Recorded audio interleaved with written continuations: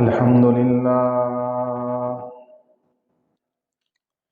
الحمد لله الذي شرفنا على سائر الأمم برسالة من اختصه من بين الأنام بجوامع الكلم وجواهر الحكم. وصلى الله تعالى على خير خلقه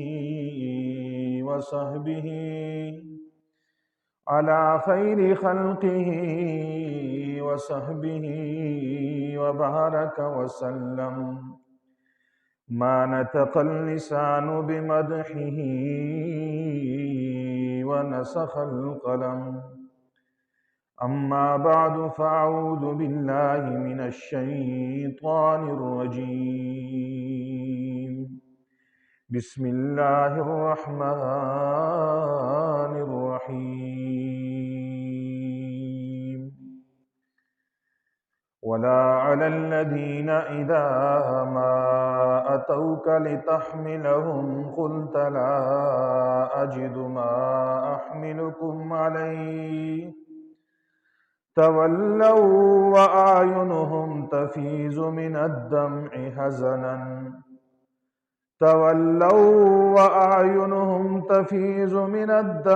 حزنا ألا يجدوا ما ينفقون.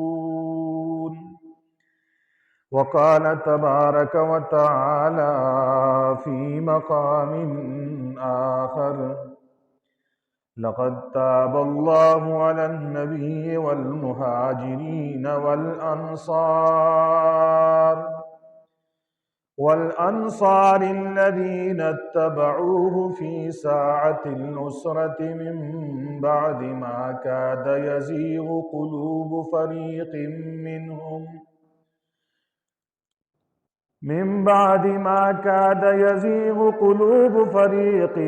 منهم ثم تاب عليهم إنه بهم رؤوف رحيم. صدق الله ورسوله النبي الأمي الكريم، ونحن على ذلك لمن الشاهدين والشاكرين، والحمد لله رب العالمين. إن الله وملائكته يصلون على النبي يا أيها الذين آمنوا صلوا عليه وسلموا تسليما. اللهم صل على سيدنا ومولانا محمد وعلى آل سيدنا ومولانا محمد كما صليت على سيدنا إبراهيم وعلى آل سيدنا إبراهيم إنك حميد مجيد. اللهم بارك على سيدنا ومولانا محمد وعلى آل سيدنا ومولانا محمد كما باركت على سيدنا إبراهيم وعلى آل سيدنا إبراهيم إنك حميد مجيد. رب اشرح لي صدري ويسر لي أمري واحلل عقدة من لساني. سبحانك لا علم لنا إلا ما علمتنا إنك أنت العليم الحكيم. گرامی قدر سامعین، معزز بزرگوں، دوستوں، نوجوان ساتھیوں، جہاں تک میری آواز جا رہی ہے، میری آواز سماعت فرمانے والی مسلمان ماؤں، بہنوں، بیٹیوں، السلام علیکم ورحمۃ اللہ وبرکاتہ۔ آج کی جمعۃ المبارک کی اس نشست میں جس موضوع پہ لب کشائی کرنے کا ارادہ ہے وہ ہے غزوہ تبوک۔ اللہ جل شانہ سے دعا گو ہوں کہ رب لم یزل مجھے شرح صدر کے ساتھ قرآن و سنت کی روشنی میں غزوہ تبوک کے عنوان پہ معروضات پیش کرنے کی توفیق عطا فرمائے، اور ہم سب کو سیرت کا پیغام سمجھنے اور عمل کرنے کی توفیق عطا فرمائے۔ سن 8 ہجری کو غزوہ حنین کا واقعہ پیش آیا۔ چنانچہ غزوہ حنین میں قبیلہ خوازن اور قبیلہ ثقیف کو کھلی شکست کا سامنا کرنا پڑا۔ جنابی نبی پاک صلی اللہ علیہ وسلم کو غزوہ حنین میں کامیابی ملی۔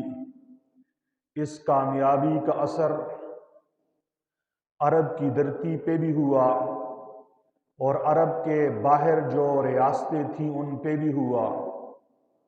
چنانچہ غزوہ حنین کی کامیابی کو دیکھ کر شام کے عیسائیوں نے، عرب کے نصرانیوں نے ہرقل کیسر روم کو ایک خط لکھا اور اسے اس بات پر آمادہ کیا کہ آپ ایک لشکر جرار لے کر محمد الرسول اللہ اور اس کے ساتھیوں کا خاتمہ کرنے کے لیے مدینے پہ چڑھائی کر دیں۔ اگر ایسا نہ ہوا تو محمد الرسول اللہ صلی اللہ علیہ وسلم ابھی تو صرف مکہ کی دھرتی پہ شمع ہدایت جلائے ہوئے ہیں، ابھی تو آپ کا انقلاب صرف مکہ اور مدینہ کی دھرتی تک محدود ہے۔ اگر آپ نے محمد الرسول اللہ کے انقلاب کے راستے میں رکاوٹ نہ ڈالی تو قریب ہے کہ محمدی انقلاب روم کی سلطنت کو بھی پارا پارا کر دے، قبل اس کے کہ محمد الرسول اللہ صلی اللہ علیہ وسلم کے جیالے روم پہ حملہ کریں۔ بہتر یہی ہے کہ اے کیسر، آپ پہل کر کے محمد الرسول اللہ اور اس کے صحابہ پہ حملہ کر دیں۔ اگر ایسا نہ کیا گیا تو روم والوں کو بڑے نقصانات کا اندیشہ ہے۔ ایک نقصان یہ بھی ہو سکتا ہے کہ محمد الرسول اللہ اور اس کے جانباز روم کو فتح کر لیں۔ دوسرا نقصان یہ بھی ہو سکتا ہے اگر روم فتح نہ بھی ہو جائے تو یہ ممکن ہے کہ محمد الرسول اللہ کا دین اسلام روم میں پہنچ جائے اور وہاں کے رہنے والے باشندے اسلام قبول کر لیں اور عیسائیت کے مذہب کو چھوڑ دیں۔ تیسرا نقصان یہ بھی ہو سکتا ہے کہ رومیوں کی تجارت کا سارا دار و مدار عرب کے جنوبی علاقوں پہ ہے۔ اگر محمد الرسول اللہ مکہ میں ایک کامیاب مستحکم ریاست مارز وجود میں لانے میں کامیاب ہو گئے تو تمہاری تجارت کی کوریڈور، تجارتی شاہراہ بند ہو سکتی ہے، تمہارا معاشی نقصان ہو سکتا ہے، تمہارا مذہبی نقصان ہو سکتا ہے، تمہارا سیاسی نقصان ہو سکتا ہے۔ اس لیے ان نقصانات کا سامنا کرنے سے پہلے اے ہرقل، عرب کی دھرتی پہ محمد الرسول اللہ پہ حملہ کر لو۔ اور خط لکھنے والوں عیسائیوں نے یہاں تک لکھا کہ محمد الرسول اللہ کا انتقال ہو چکا ہے، اور عرب کی دھرتی پہ مدینہ منورہ میں قحط سالی کا دور دورہ ہے، لوگ فاقوں میں مر رہے ہیں، لوگ افلاس کی وجہ سے پریشان ہیں، کسی کو کھانے کے لیے کچھ نہیں مل رہا، پینے کے لیے کچھ نہیں مل رہا، قحط سالی کا زمانہ ہے، دانے دانے کے محتاج ہیں، اور محمد الرسول اللہ جیسا لیڈر وہ بھی ان سے رخصت ہو چکا ہے۔ مناسب ہے کہ اس موقع کو غنیمت سمجھ کر مکہ اور مدینہ کی دھرتی پہ حملہ کیا جائے اور اس فتنے کا سبب کر دیا جائے۔ چنانچہ ہرقل نے جب عیسائیوں کا یہ خط پڑھا، اس نے اپنے مشیروں کے ساتھ مشورہ کیا، مشورے کے بعد یہ طے ہوا کہ یہ بات ٹھیک ہے، ہمیں محمد الرسول اللہ کے ساتھیوں پہ حملہ کر لینا چاہیے، کیونکہ ان کا سپاسالار، ان کا پیغمبر، ان کا رسول دنیا سے رخصت ہو گیا ہے، اور معیشت نے بھی ان کو جو ہے نا کمزور کر دیا ہے، ان کی معیشت کا پہیہ جام ہو چکا ہے، اور غربت اور افلاس کی وجہ سے، فاقوں کی وجہ سے ان کی جسمانی قوت بھی کمزور ہو چکی ہے۔ چنانچہ ہرقل نے 40,000 کا لشکر جرار تیار کیا، 40,000 فوجیوں کو اسلحے سے لیس کر کے محمد الرسول اللہ کے پیارے مدینہ پر حملہ کرنے کا منصوبہ بنا دیا، اور اپنے فوجیوں کو اتنی سہولت دی کہ انہیں 1 سال مکمل کی تنخواہ قبل از وقت پہلے سے ایڈوانس دے دی، تاکہ یہ خوشی سے میدان میں جائیں، خوشی سے لڑیں، پیسوں کی فکر انہیں نہ ہو، بیوی بچوں کی معیشت کا غم انہیں لاحق نہ ہو۔ چنانچہ 40,000 رومی فوجیوں کو اسلحے سے لیس کر کے 1 سال کی تنخواہ دے کر ہرقل نے تیار کر دیا۔ یہ وہ وقت ہے کہ روم کی طرف سے ایک قافلہ تجارت کا، شام سے ہو کے ایک قافلہ روم سے گزر کے مدینہ منورہ آ رہا تھا، جس کے پاس زیتون کا تیل تھا اور میدا تھا۔ زیتون کا تیل اور میدا لے جانے والے ایک تجارتی قافلہ جو شام سے ہو کے مدینہ آ رہا تھا، اس کا گزر راستے میں ہرقل کی اس فوج کے قریب سے ہوا۔ انہوں نے دیکھا کہ یہ تو روم کا بادشاہ ہرقل کے سپاہی ہیں۔ پوچھا تم کہاں جا رہے ہو؟ کہا ہم مدینہ پہ حملہ کرنے کے لیے مدینہ کی طرف روانہ ہے۔ چنانچہ وہ لوگ، وہ قافلے والے وہاں سے آئے، مدینہ پہنچے، جناب نبی پاک صلی اللہ علیہ وسلم کو انہوں نے خبر پہنچا دی کہ ہرقل کا 40,000 کا لشکر مدینہ پہ حملہ کرنے کے لیے تیار بیٹھا ہے، اور ان کا ایک دستہ بلقا تک پہنچ چکا ہے۔ نبی پاک صلی اللہ علیہ وسلم نے یہ خبر سنی، آپ علیہ السلام نے فوراً ہی جہاد کی تیاری کا حکم دے دیا۔ فرمایا میرے صحابہ، جہاد کی تیاری کے لیے کمر بستہ ہو جاؤ، اور یاد رکھیے غزوہ تبوک، جس کا دوسرا نام جیش العسرہ ہے، بڑی مشقت والا غزوہ تھا۔ حضور کی عادت شریفہ تھی، جب بھی کسی مہم پہ جاتے، کسی غزوے میں جاتے، کسی دشمن پہ حملے کے لیے نکلتے، آپ اپنے مشن پروگرام کو صیغہ راز میں رکھتے، کسی کو واضح الفاظ میں یہ نہ بتاتے کہ ہم کہاں کی طرف رخ کر رہے ہیں۔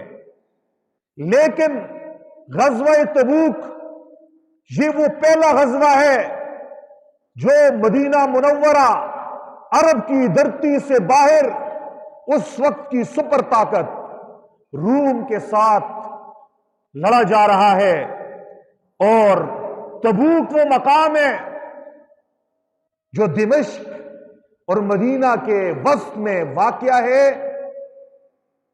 اور تقریباً یہ علاقہ मदीना मुनव्वरा और मक्का मुकर्रमा से 700 किलोमीटर और बाज रिवायात के मुताबिक 900 किलोमीटर दूर वाक़या है। तो 700 या 900 किलोमीटर दूर उस वक्त की सुपर पावर रूम उसकी बाउंड्री पे जाकर दुश्मन से लड़ना ये बहुत मुश्किल है।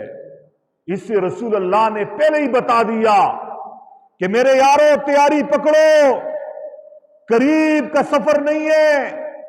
700 या 900 किलोमीटर दूर रूमियों के साथ तबूक के मकाम पे हमने टकराना है। ये वो वक्त है जब सख्त गर्मी का सीजन है, सख्त हवाएं चल रही हैं, गर्म लो चल रही है और फाक और इफलास से सहाबा किराम कई कई दिनों के भूखे हैं। खाने के लिए दाना नहीं मिल रहा, पीने के लिए पानी मुयस्सर नहीं है। गर्मी का सीजन है, गर्मी उरूज पे है, फसलें पकी हुई हैं, इम्तिहान ही इम्तिहान है। पकी हुई फसलों को छोड़ना, फाके में सिसकते हुए अपने मासूम बच्चों को छोड़ के इस गर्मी की शिद्दत में अल्लाह के दीन के लिए, इलाही कलिमतुल्लाह के लिए 700 या 900 किलोमीटर दूर परदेश में जाके दुश्मन से टकराने का इम्तिहान है। इसलिए जब हजूर नबी करीम ने फरमा दिया तो मुनाफिकीन का निफाक सामने आ गया और सहाबा का ईमान सामने आ गया। सहाबा कहने लगे समीना व अताना, अल्लाह के नबी गर्मी बड़ी शिद्दत की है, कहत साली का जमाना जरूर है, हमारी फसलें पकी हुई हैं, हमारी बीवी बच्चे हफ्तों के भूखे हुए हैं, लेकिन अल्लाह के हुक्म पे हम सब कुछ कुर्बान करने के लिए तैयार हैं। सहाबा किराम खड़े हुए हैं, मुनाफिकीन का निफाक सामने आ गया। वो सादा लोग मुसलमानों को अल्लाह के रास्ते में निकलने से रोकने के लिए कहते ला तनफिरू फिल हर, इस गर्मी में मत निकलो।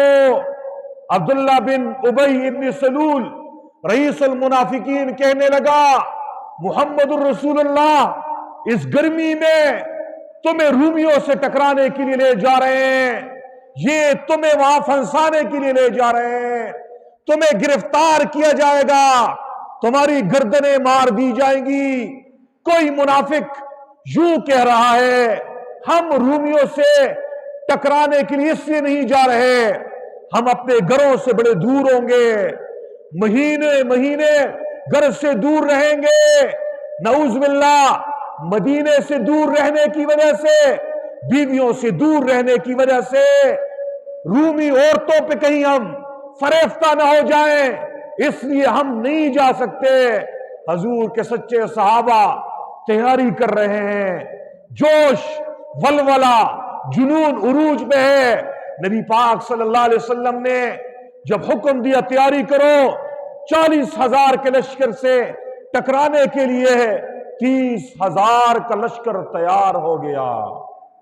हजूर ने मुआयना किया, 30,000 जानेबाज अल्लाह के दीन के लिए है, रूमियों से टकराने के लिए तैयार हैं, लेकिन मुश्किल यह है 30,000 का ये लश्कर है, इनके लिए सवारियों का बंदोबस्त कैसे हो, इनके लिए तलवार, नेजा, नियाम, खोद और जंगी असले की जरूरत है।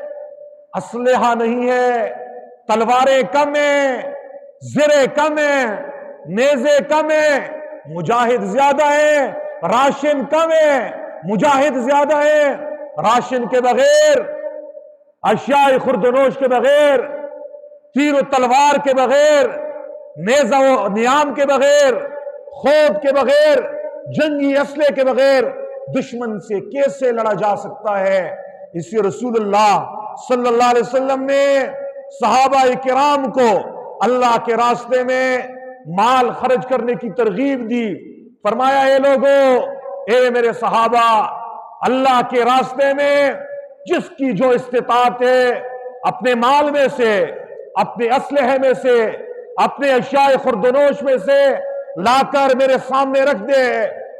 اللہ کے دین کی سربلندی کے لیے مجاہد جا رہے ہیں، کوئی جا رہا ہے تلوار نہیں ہے، تلوار دو، کوئی جا رہا ہے روٹی نہیں ہے، روٹی کے لیے آٹا دو، کوئی جا رہا ہے کھجورے دے دو، پانی دے دو، ان کو مالی سپورٹ کرو، اللہ کے راستے میں مال بھی دو، جان بھی دو۔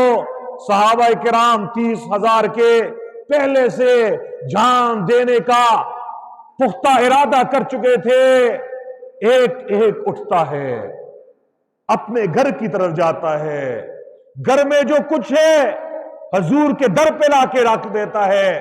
جناب ابو بکر صدیق رضی اللہ تعالیٰ عنہ گھر میں گئے، دیکھا گھر میں کیا ہے، گھر میں ساری جمع پونجی کو ایک گٹھلی میں باندھ کر رسول اللہ کے در اقدس میں آئے، حضور کے قدموں میں ساری جمع پونجی رکھ دی۔ رسول اللہ نے پوچھا فما ابقیتا فی اہلک، اے ابو بکر اپنے اہل و عیال میں کیا چھوڑا ہے، بیوی بچوں کے لیے کیا چھوڑ کے آئے ہو؟ یہ نہیں پوچھا کتنا لائے ہو، فرمایا گھر میں کیا چھوڑ کے آئے ہو؟ ابو بکر صدیق کہنے لگے اللہ اور اس کا رسول چھوڑ کے آیا ہوں، سارا کچھ اٹھا کے تیرے در پہ آیا ہوں۔ حضرت عمر دوڑ کے آئے، خوش ہیں، آج میرے پاس مال زیادہ ہے، آج میرے پاس درہم و دینار زیادہ ہے، آج ابو بکر سے آگے نکلوں گا۔ ابو بکر کی معاشی پوزیشن کمزور ہے، میرے پاس مال زیادہ ہے۔ نیکیوں میں مقابلہ کرنے کی عادت حضور کے صحابہ کرام کی تھی، دنیا میں نہیں، نیکی کمانے میں آگے نکلنے کا یہ مقابلہ اور مسابقہ ہے۔ عمر سمجھ رہے ہیں آج فرسٹ پوزیشن میری ہے، آج ابو بکر سیکنڈ پہ ہوگا، تھرڈ پہ ہوگا، فرسٹ ہو تو عمر ہوگا۔ آئے ڈیروں سارا مال لے کر حضور نبی کریم صلی اللہ علیہ وسلم کی خدمت اقدس میں حاضر ہوئے۔ حضور نے پوچھا فما ابقیت فی اہلک، اے عمر گھر میں ہے بیوی بچوں کے لیے کیا چھوڑ کے آئے ہو؟ عمر نے سوال سنا، چہرے کا رنگ پیلا پڑ گیا۔ حضور میرے مال کو نہیں دیکھ رہے، ابو بکر کی گٹھلی کو نہیں دیکھ رہے کہ میرا ڈھیر ہے، ابو بکر کے چند سکے ہیں وہ بھی کپڑے کی گٹھلی میں باندھے ہوئے ہیں۔ حضور نے سوال کا انداز بدل دیا، گھر میں کیا چھوڑ کے آئے ہو؟ عمر کہنے لگے آدھا گھر میں چھوڑ کے آیا ہوں، آدھا تیرے در پہ لایا ہوں۔ اللہ اکبر کبیرہ۔ عمر پیچھے رہ گئے، ابو بکر آگے نکل گئے، سارا مال اللہ کے لیے دے دیا۔ اللہ کو یہ ادا اتنی پسند آ گئی، جبرائیل امین آسمانوں سے دوڑتے ہوئے آئے، فرشتوں کے ساتھ آئے۔ جبرائیل امین نے ٹاٹ کے کپڑے پہنے ہیں، ببول کے کانٹوں سے اس ٹاٹ کو سیا ہے۔ حضور نے پوچھا جبرائیل آج ٹاٹ کے کپڑے کیسے پہنے ہیں؟ جبرائیل نے کہا اے اللہ کے حبیب، تیرے ابو بکر نے تیرے دین کے لیے ہے، اللہ کے دین کے لیے، جہاد کے لیے سب کچھ تیرے در پہ لا کے رکھ دیا، تن کے کپڑے بھی نکال دیے، ٹاٹ کو پہن لیا اور کانٹوں سے اسے سی لیا ہے۔ اللہ کو یہ ادا اتنی پسند آ گئی ہے، اللہ نے فرما دیا آج کے دن جبرائیل، اسرائیل، میکائیل، اسرافیل سارے فرشتے حضرت ابو بکر کے لباس میں نظر آنے چاہیے، اس لیے ہم نے محبت میں لباس پہنا ہے۔ تبھی تو علامہ محمد اقبال نے ابو بکر کی سخاوت کا تذکرہ، ابو بکر کی اس محبت اور حضور کے ساتھ عشق و وفا کا تذکرہ بڑے خوبصورت کے انداز میں کیا ہے۔ کیا کہا ہے؟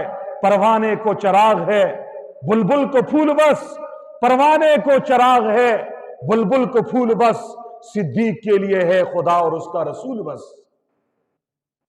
ابو بکر، عمر، انہوں نے اپنے حصے کا مال لے کر آ گئے۔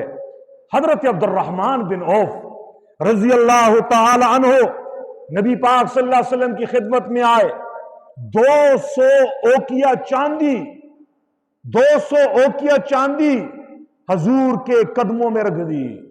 ایک اوکیا میں 40 درہم ہوتے ہیں، تو 200 ضرب 40 لگاؤ، اتنی چاندی حضور کے قدموں میں رکھ دی، اور اپنے گھر کا آدھا مال عمر کی طرح وہ بھی لے کر آگے، کھانے پینے کی چیزیں، کھجوریں، آٹا وغیرہ۔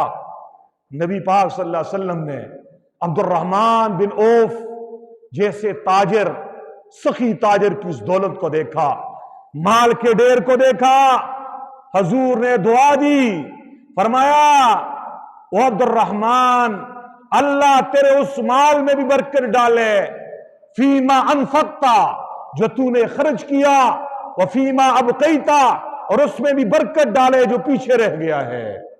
حضور کی دعا ہے، یہ عام آدمی کی دعا نہیں ہے، سب سے پاورفل دعا پیغمبر کی ہوتی ہے، حضور کی دعا ہے۔ عبد الرحمن بن عوف نے لے لی، کیا دعا لی؟ اے عبد الرحمن، جو مال خرچ ہو گیا اللہ اس میں بھی برکت ڈالے، جو پیچھے آدھا چھوڑ دیا ہے اللہ اس میں بھی برکت ڈالے۔ دعا ایسی قبول ہوئی، حضرت عبد الرحمن بن عوف کی تجارت کو وہ ایسے 4 چاند لگے کہ عبد الرحمن بن عوف نے اس کے بعد اللہ کے راستے میں کتنا دیا۔ ایک موقع پہ حضرت عبد الرحمن بن عوف رضی اللہ تعالی عنہ نے 4000 درہم دیے۔ پھر ایک موقع آیا 500 اونٹ دیے، پھر ایک موقع آیا 500 گھوڑے دیے۔ 500 اونٹ ایک موقع پہ، ایک اونٹ کی قیمت لگائیں آج کے دور میں، 500 اونٹ، پھر موقع آیا 500 گھوڑے، پھر موقع آیا 4000 درہم دیے۔ اور جب دنیا سے پردہ فرمانے کا وقت آ گیا، 75 سال کی عمر ہے، سن 41 ہجری ہے، بستر مرگ پہ ہیں، عبد الرحمن بن عوف رضی اللہ تعالیٰ عنہ ایک وصیت کر رہے ہیں۔ کیا کہہ رہے ہیں؟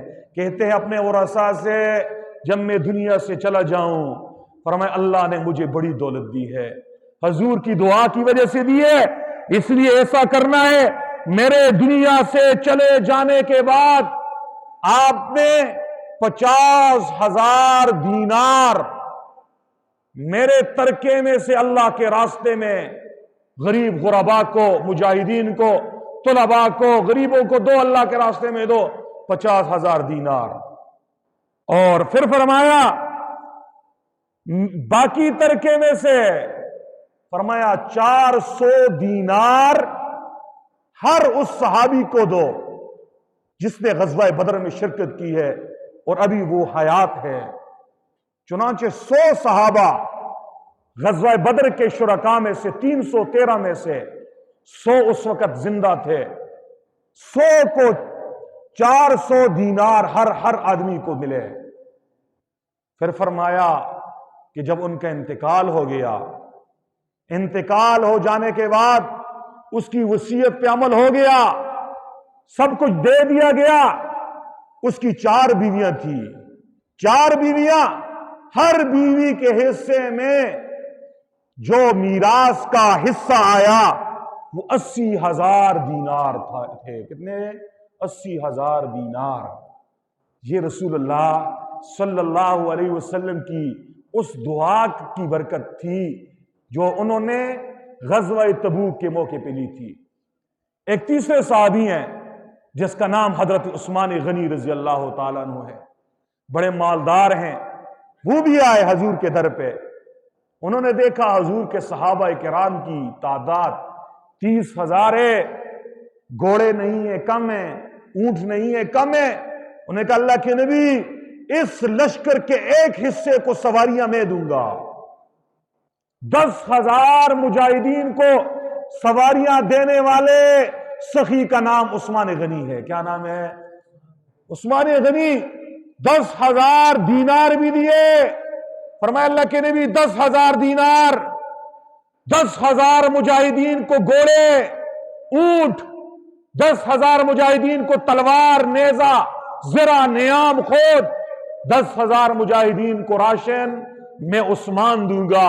مال اللہ نے دیا ہے تو دل بھی عثمان جیسا ہو، دل بھی عثمان اور عبد الرحمن جیسا ہو۔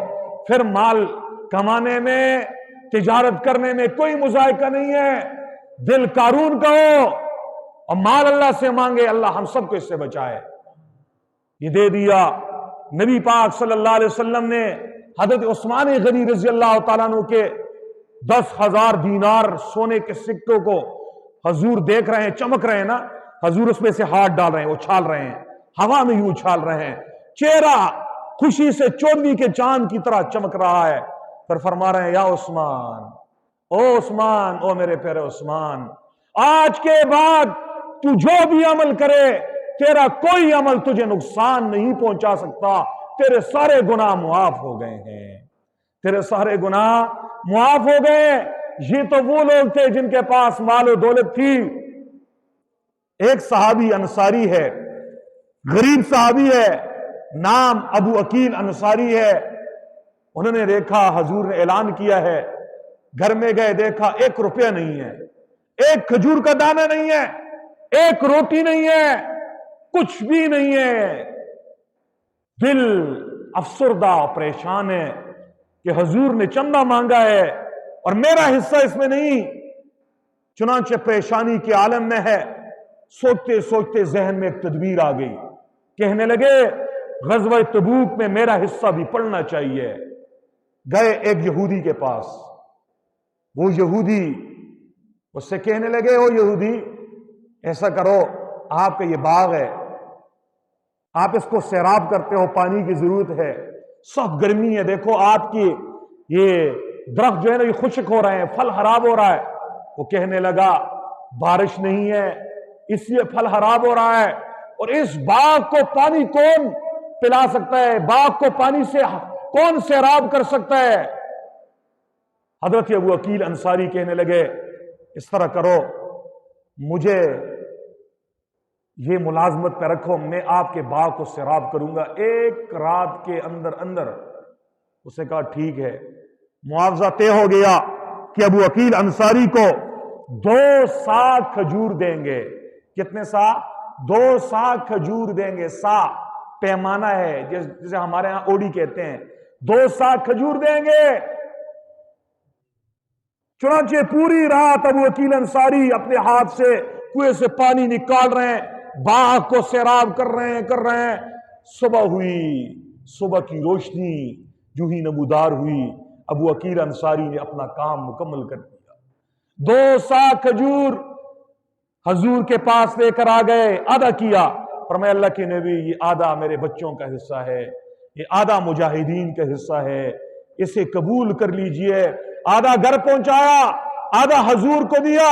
نبی پاک نے ابو عقیل انصاری کے 1 رات کی اس کمائی کی کیسی قدر کی۔ انبیاء کرام اور اللہ عز و جل یہ نہیں دیکھتے کون کتنا دے رہا ہے، وہ یہ دیکھتے کون کتنے میں سے کتنا دے رہا ہے۔ ایک غریب ہے، 100 روپیہ ہے بیچارے کے پاس کل، وہ 1 روپیہ دے رہا ہے۔ دوسری طرف 1 کروڑ پتی ہے، وہ کروڑوں میں 1000 دے رہا ہے۔ اللہ یہ نہیں دیکھتا 1000 زیادہ ہے یا روپیہ، یہ دیکھتا ہے کتنے میں سے کون کس جذبے و محبت اور اللہ کی رضا کے اخلاص کے ساتھ دے رہا ہے۔ حضور نبی کریم نے پوچھا آپ نے یہ کھجوریں کہاں سے لائیں؟ کارگزاری سنائی۔ نبی پاک صلی اللہ علیہ وسلم کی آنکھوں میں خوشی سے آنسو آ گئے، اپنے صحابی کو شاباش دی، فرمایا ابو عقیل انصاری تیرے اس 1 سا کھجور کی قیمت کتنی ہے؟ فرمایا میرے صحابہ یہ راشن کا ڈھیر لگا ہے، کھجوروں کا ڈھیر لگا ہے، یہ آٹے کا ڈھیر لگا ہے، یہ روٹیوں کا ڈھیر لگا ہے، یہ پنیر کا ڈھیر لگا ہے، مختلف اشیاء خوردنوش کے ڈھیر لگے۔ حضور نے فرمایا ہر ڈھیر پر ابو عقیل انصاری کی کھجوروں میں سے 2 کھجوریں اوپر بکھیر دو۔ صحابی نے ساری بکھیر دی۔ حضور کے ہاتھ آسمان کی طرف اٹھے، آنکھوں میں آنسو ہیں، اور میں اللہ تیرے پیارے بندے میرے پیارے صحابی ابو عقیل انصاری کی یہ پاک کمائی میں اوپر ڈال دی ہے، نیچے جس کا جو بھی مال ہے یا اللہ اس کی برکت سے سب کو پاک کر دے، سب کو قبول کر دے۔ یہ غزوہ تبوک کی ابتدا ہے اور چندے کا اعلان ہے، اور چندے کے اعلان پہ صحابہ کرام کی صحابت کا मुजाहरा है। एक और सहाबी हैं रजी अल्लाह ताला अन्हो, वो गए अपने घर, उसका नाम आसिम है, गए और घर में 70 वसक खजूर उठा के लाए। 70 वसक खजूर। एक वसक का वजन इतना होता है जैसे एक ऊंट उठा सकता है। गोए कि 70 ऊंटों का बोझ और वजन वो लाए और हजूर नबी करीम सल्लल्लाहु अलैहि वसल्लम को दिया। ग़ज़वा तबूक में अबू बकर की सहावत, उमर की सहावत, उस्मान की सहावत, आसिम की सहावत, अबू अकील अंसारी की सहावत। औरतें भी इस मैदान में किसी से पीछे नहीं है, हजूर की मानने वाली हैं, सहाबियात हैं। हजूर के ऐलान को सुना, घर में बैठी हुई मस्तूरात, माओ बहनों बेटियां, वो भी मस्जिद नबवी में आई। किसी के हाथ में सोने का कड़ा है, किसी के हाथ में सोने की बालियां हैं, किसी के हाथ में सोने की मुंदरी है। अपने जेवरात रसूलुल्लाह सल्लल्लाहु अलैहि वसल्लम के कदमों में डालकर अपना नाम भी मुजाहिदीन की सफ में लिख दिया। सब सहाबा किराम तैयार, असला राशन तैयार। रसूलुल्लाह सल्लल्लाहु अलैहि वसल्लम ने अपने एक सहाबी मोहम्मद बिन मसलमा अंसारी रजी अल्लाह ताला अन्हु से कहा, ए मोहम्मद बिन मसलमा, हम जिहाद में जा रहे हैं, आपकी जिम्मेदारी ये है, आपने मेरे पीछे मदीना का गवर्नर बनना है। आप मदीने के रखवाली करेंगे, यहाँ के अपाहिज, यहाँ के ज़ुआफा, यहाँ के कमजोर, यहाँ की औरतों की आपने निगहबानी करनी है। मोहम्मद बिन मसलमा अंसारी को मदीना का वाली बनाया। हजरत अली मुर्तजा रजी अल्लाह ताला अन्हु से फरमाया, ए अली, आपने अपने अहले बैत का ख्याल रखना है, हमने जिहाद में जाना है। आप शेर खुदा हो, लेकिन आज आप मेरे पीछे घर में रहोगे। हजरत अली मुर्तजा रजी अल्लाह ताला अन्हु को पीछे छोड़ दिया। रसूलुल्लाह सल्लल्लाहु अलैहि वसल्लम अपने 30,000 सहाबा किराम के साथ मदीना मुनव्वरा से रवाना हुए। सनीयतुल वदा की उस घाटी पे पहुंचे जहां तक हजूर नबी करीम और मदीने वाले आने वाले मेहमान के इस्तकबाल के लिए घाटी में जाते और जाने वाले मेहमान को रुखसत करने के लिए जाते। वहां तक गए, वहां पे थोड़ी देर के लिए रुके। अब्दुल्ला इब्न उबई इब्न सलूल मुनाफिक ने यहां पर फिर मुनाफिकत का मुजाहिरा किया। कहने लगे, मोहम्मद हमें मरवा रहा है। अपने साथियों को वापस किया। रसूलुल्लाह सल्लल्लाहु अलैहि वसल्लम रवाना है।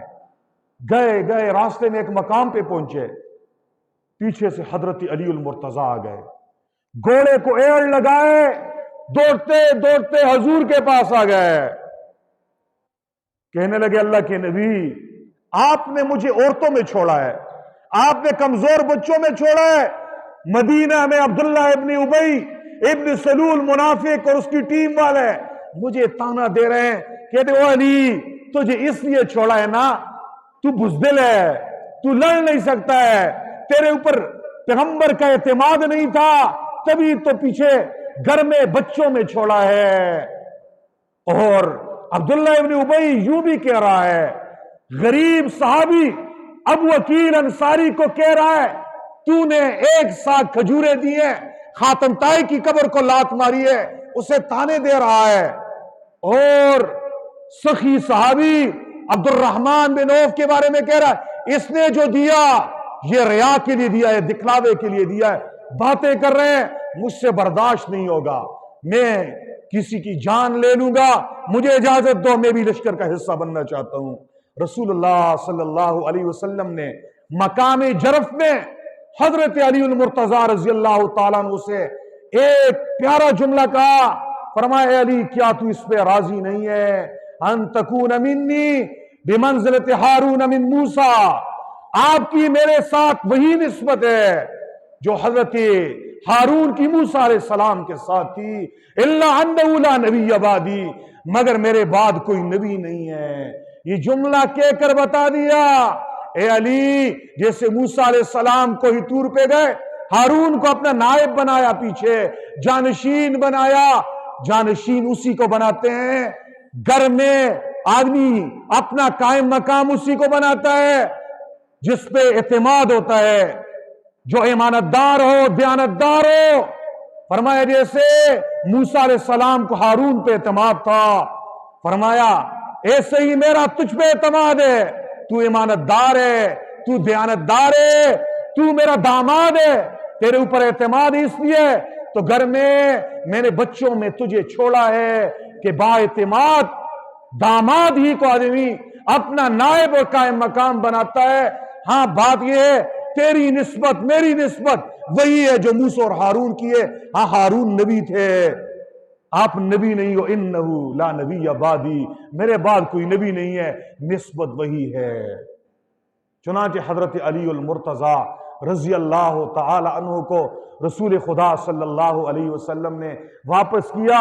اس حدیث سے یار لوگوں نے، اہل تشیعوں نے ایک افسانہ گڑا ہے کہ حضور نے مقام جرف میں جو یہ فرمایا، اے علی آپ اس پہ راضی نہیں ہو کہ آپ کی نسبت مجھ سے وہی ہے جو ہارون کی موسیٰ علیہ السلام سے. فرمایا اس سے حضرت علی کی خلافت بلا فصل کا اعلان کرنا تھا کہ میرے بعد خلیفہ بلا فصل علی ہے.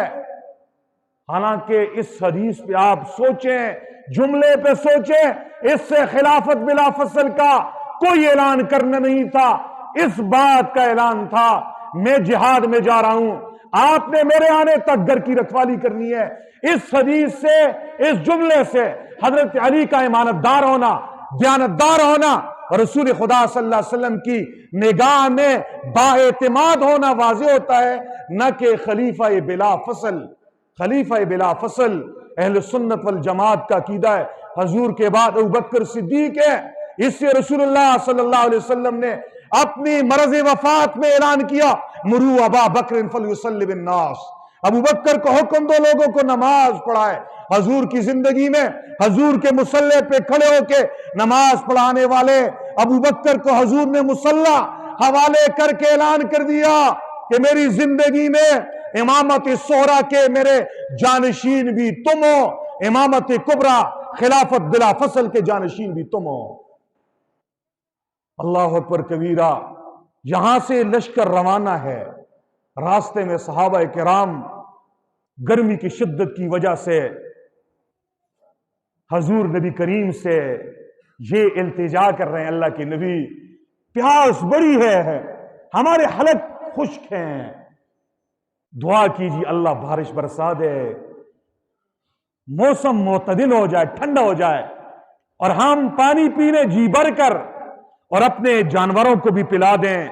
رسول خدا صلی اللہ علیہ وسلم نے ہاتھ اٹھائے. صحابہ فرماتے ہیں حضور کا یہ معجزہ ہے، آسمان پہ بادل کا نام و نشان نہیں ہے. غزوہ تبوک کی طرف روانی ہے، حضور نبی کریم کے ہاتھ اٹھے. یہ عام ہاتھ نہیں ہے، یہ جب بھی اٹھے ہیں جس دعا کو مانگا ہے اللہ نے ان ہاتھوں کو خالی نہیں لٹایا. ہاتھ اٹھائے، یا اللہ میرے پیارے صحابہ گرمی کی شدت کی وجہ سے پریشان ہیں، پانی نہیں ہے، پیاسے ہیں، اللہ بارش برسا دے. صحابہ فرماتے ہیں ہاتھ چہرے پہ پھیرنے کی دیر تھی کہ کالے بادل آ گئے اور بارش برس گئی. صحابہ نے پانی خود بھی پیا، جانوروں کو بھی پلایا، اپنے برتن بھی بھر دیے.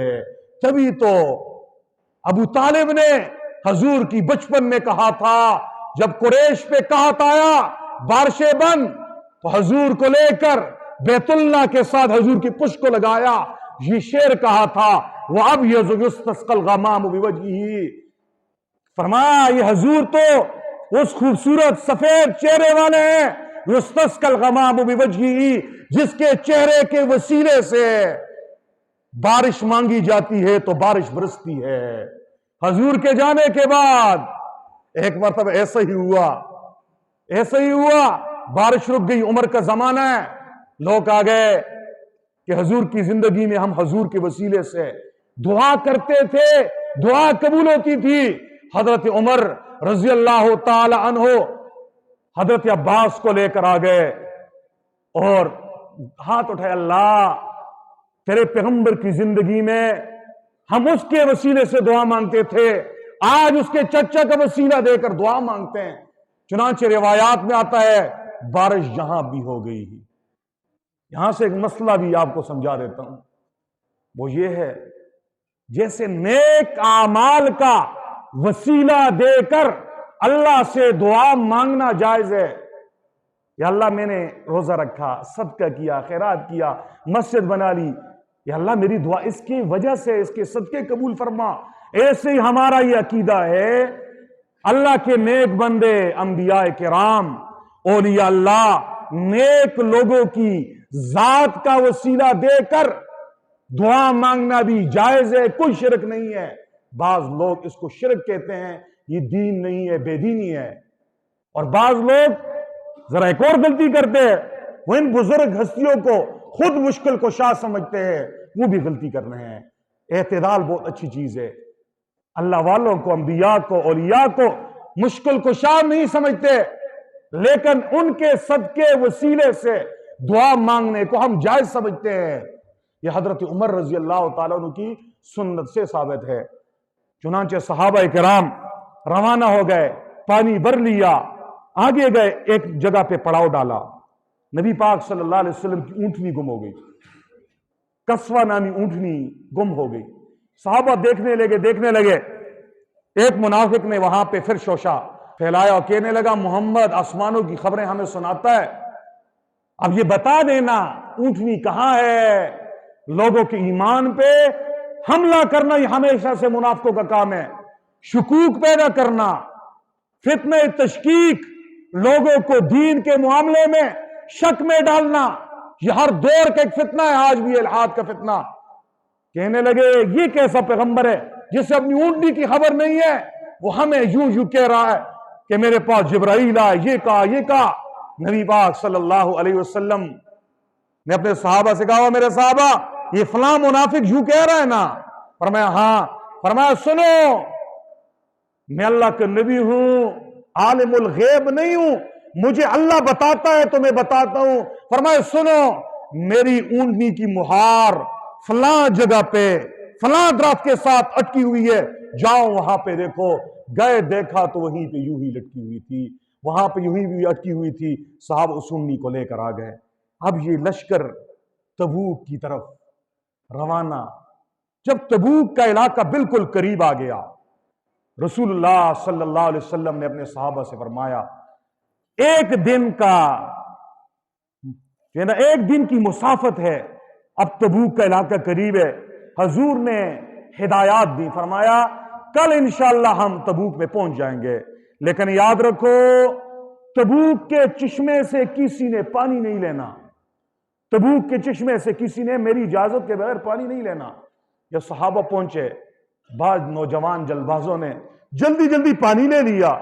حضور نے پوچھا کسی نے پانی لیا ہے نہیں لیا؟ ایک صاحب کہنے لگے میں نے پانی لیا ہے۔ حضور نبی کریم صلی اللہ علیہ وسلم نے اسے ڈانٹا کہ میرے منع کرنے کے باوجود تو نے یوں کیوں کیا؟ پھر حضور نبی کریم نے دیکھا کہ تبوک کے چشمے سے پانی رس رہا ہے، بہ نہیں رہا، رس رہا ہے، تھوڑا تھوڑا گر رہا ہے۔ حضور نبی کریم صلی اللہ علیہ وسلم نے اپنے لپ میں پانی کو یوں بھرا، پھر ایک برتن میں یوں ڈالا، پھر ایسا ڈالا، پھر یوں ڈالا، ڈالتے گئے۔ جب وہ برتن میں تھوڑا سا پانی ہو گیا، رسول اللہ صلی اللہ علیہ وسلم نے اس برتن سے پانی نکالا، اپنے ہاتھوں کو دھویا، پھر اپنی کلی کی، کلی کا پانی بھی اس تبوک کے اس چشمے میں ڈالا، اس کنویں میں ڈالا، پھر اپنے چہرے کو دھویا، چہرے کا پانی بھی اس میں گرایا۔ صحابہ کرام فرماتے ہیں حضور نبی کریم کے ہاتھوں کے پانی کا گرنا تھا، کلی کے پانی کا گرنا تھا، چہرے کا پانی کا گرنا تھا، تبوک کا وہ چشمہ جو رس رہا تھا وہ رسنا اس کا ختم ہو گیا، اس کا بہنا ایسا شروع ہوا کہ ایک سیرت نگار ہے، سیرت ابن اسحاق والا، وہ کہہ رہا ہے ایسا چشمہ پھوٹا کہ اس چشمے کے جاری ہونے کی آواز بھی سنائی دے رہی تھی۔ یہ رسول اللہ صلی اللہ علیہ وسلم کا معجزہ تبوک کے مقام پہ صادر ہوا۔ اب حضور نبی کریم نے وہاں پہ 20 دن پڑاؤ ڈالا۔ کیسے روم کو پتہ چل گیا حضور کے صحابہ لڑنے کے لیے تیار ہیں، اس لیے وہ میدان میں نہیں آیا۔ حضور اور آپ کے صحابہ کرام وہاں سے واپس ہوئے، واپسی میں کیا کیا واقعات اور کیا کیا معجزات پیش آئے، انشاءاللہ اگلے جمعے تبوک سے واپسی اور غزوہ تبوک میں نہ جانے والے منافق اور کچھ وہ صحابہ جو سستی کی وجہ سے نہیں گئے، ان کے بارے میں انشاءاللہ ہم مفصل مذاکرہ کریں گے۔ وآخر دعوانا الحمدللہ رب العالمین۔